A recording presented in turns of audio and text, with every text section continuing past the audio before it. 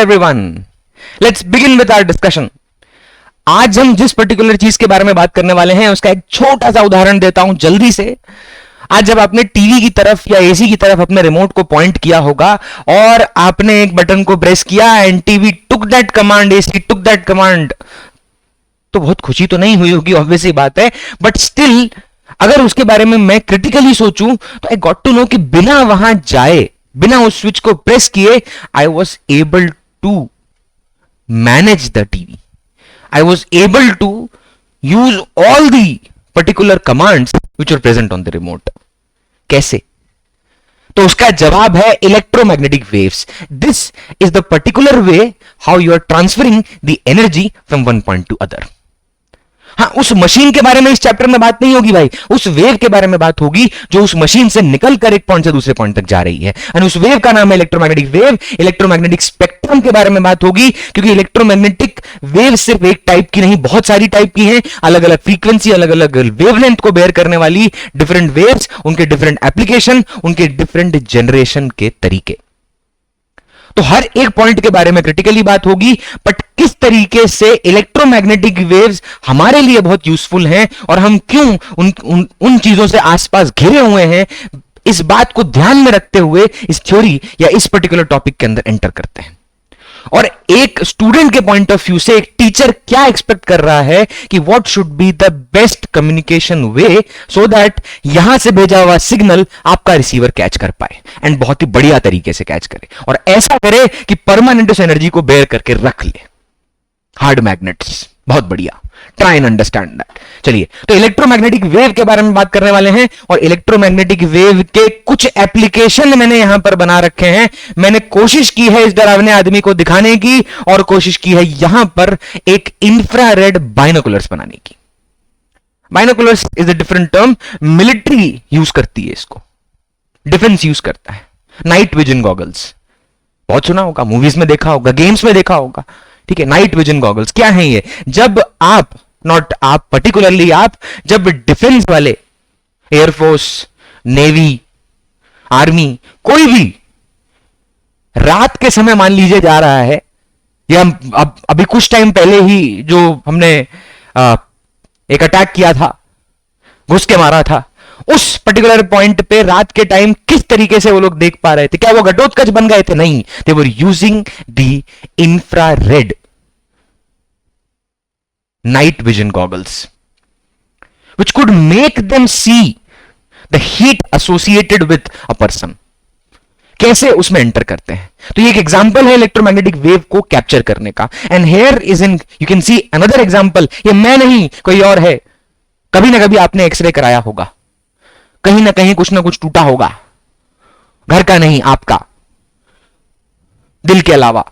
उस particular point पे आपने एक्सरे कराया होगा, और एक्सरे में उस जो आपकी फोटोग्राफिक इमेज होगी उसको आपने देखा होगा, not you the doctors which you want to become at the end. तो वो जो देखा होगा, उसको देखने के बाद एनालाइज किया कि भाई what is the actual thing and how अभी वो दिख रहा है, एंड उस डिफरेंस से पता चला कि हाँ यहां प्रॉब्लम है। किसका एग्जाम्पल है ये? इलेक्ट्रोमैग्नेटिक वेव का। तो क्या इंपॉर्टेंट है? बिल्कुल इंपॉर्टेंट। इसी बात को ध्यान में रखते हुए स्टार्ट करते हैं उसके रिवीजन एंड इंट्रोडक्शन दोनों पार्ट को। कौन पढ़ाने वाला है? PAG sir. P stands for physics, AG is Abhishek Gautam, नीचे लिखा हुआ है। इसी बात को ध्यान में रखते हुए आगे बढ़ते हैं, और जिस पर्टिकुलर टॉपिक से, जिन बातों पे हम स्ट्रेस देने वाले हैं, ध्यान दीजिएगा उसको सबसे पहले। तो यहां पर हम सबसे पहला टॉपिक अपना होगा डिस्प्लेसमेंट करंट।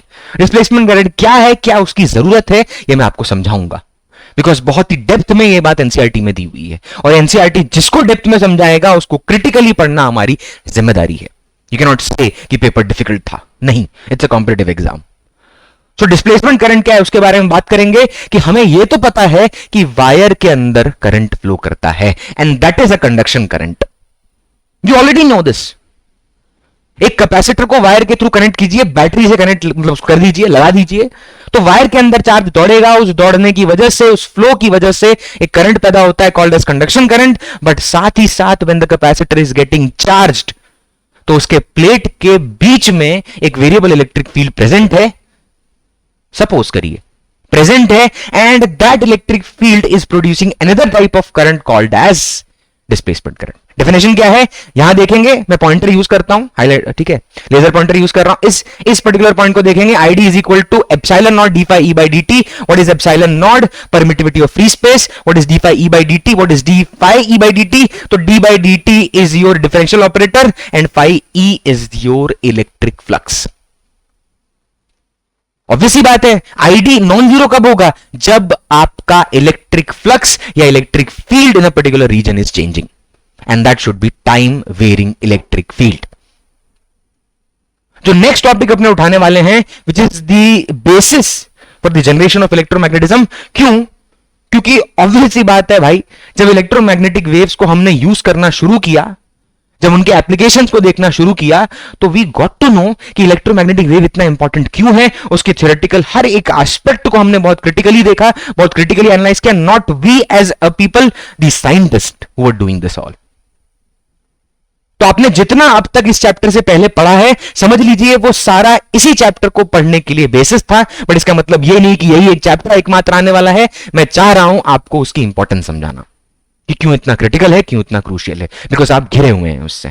आपके घर में जो वाईफाई चल रहा है, आप जो फोन कर पा रहे हैं किसी को, आप इंटरनेट सर्फ कर पा रहे हैं, आप जरूरी पढ़ाई के टाइम पे भी अगर इंस्टाग्राम फेसबुक पे टाइम पास कर रहे हैं, तो भी आप इलेक्ट्रोमैग्नेटिक वेव यूज कर रहे हैं।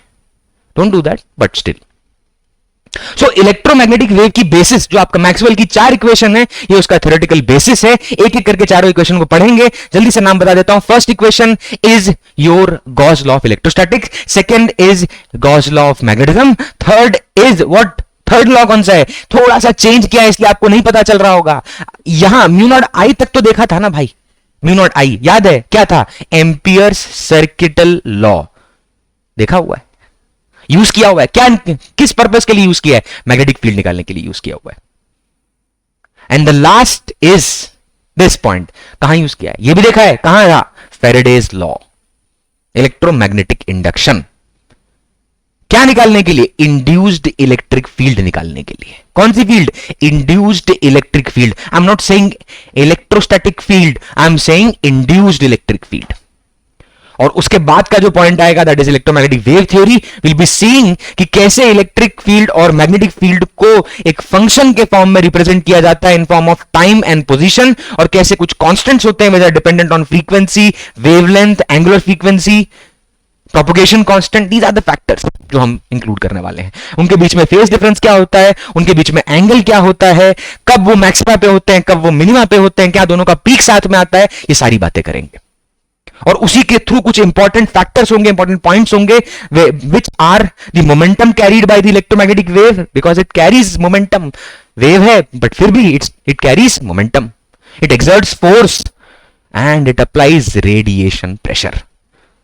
और भी टर्म्स हैं, energy density of an electromagnetic wave, energy of an electromagnetic wave. देखते हैं किस तरह से एनालाइज करेंगे। इंपॉर्टेंट है, फैक्ट बेस्ड है, फॉर्मूला है, रट, लेकिन क्रिटिकली समझ पहले कि क्यों यह फॉर्मूला इस तरह से लिखा है, ताकि एग्जाम में कंफ्यूजन ना हो एंड साइकोलॉजिकली आप स्ट्रांग रहें उस फॉर्मूले को यूज करते time. And the last point will be electromagnetic spectrum, जो शुरू होगा रेडियो वेव से और खत्म होगा गामा पे। कॉस्मिक भी आता है लेकिन उसको छोड़ देते हैं। तो ये किस तरह से मूव करता है ये पूरा पैटर्न, तो आप नोटिस करिएगा यहां पे इधर इस तरफ जाने से आपकी वेवलेंथ कम हो रही है, फ्रीक्वेंसी बढ़ रही है, यानी एनर्जी भी बढ़ रही है वेव की। तो सबसे कम एनर्जी बेयर कौन करता है? रेडियो। सबसे ज्यादा एनर्जी कौन बेयर करता है? गामा। उसके नीचे एक निमोनिक दिखेगा, read my instructions visible under x ray glasses. X ray glasses, ठीक है, जेम्स बॉन्ड देखिएगा, कोई बात नहीं, वापस आते हैं। Read my instructions visible under x ray glasses.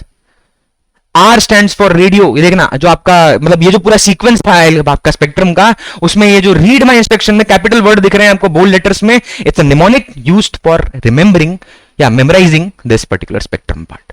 बाकी उसके जो कैरेक्टरिस्टिक हैं, जनरेशन है, वो सारी बातें आगे जाके करते हैं। And the last point which is very important for absorbing maximum, क्या एब्जॉर्ब करना है? इलेक्ट्रोमैग्नेटिक वेव नहीं, वो आप क्यों एब्जॉर्ब करेंगे भाई? You have to absorb the content, you have to absorb the theoretical aspect, you have to absorb the explanation part which I am giving. यानी इलेक्ट्रोमैग्नेटिक वेव एब्जॉर्ब मत करिए, थ्योरी, उसके पीछे की कहानी को एब्जॉर्ब करिए। उनके फैक्टर्स को एब्जॉर्ब करिए। उस मैक्सिमम एब्जॉर्प्शन के लिए किस तरह से मूव करना पड़ेगा? Student should focus on the theoretical approach, not the experimental proof part. क्यों? Because this is not mechanics. ये मैकेनिक्स नहीं है, तो यहां पे एक्सपेक्टेशन अलग रखिए। अब हर चैप्टर की एक्सपेक्टेशन, हर एक पर्टिकुलर जो आपका फैक्ट होगा, उसका जो आपका एक्सप्लेनेशन या मतलब कह लीजिए उसका यूटिलाइजेशन कह लीजिए, वो हर बार सेम तरह से नहीं होने वाला। तो इसी बात को ध्यान में रखते हुए कि इस चैप्टर का हमारे लिए एम क्या है, let's straight away get into the chapter.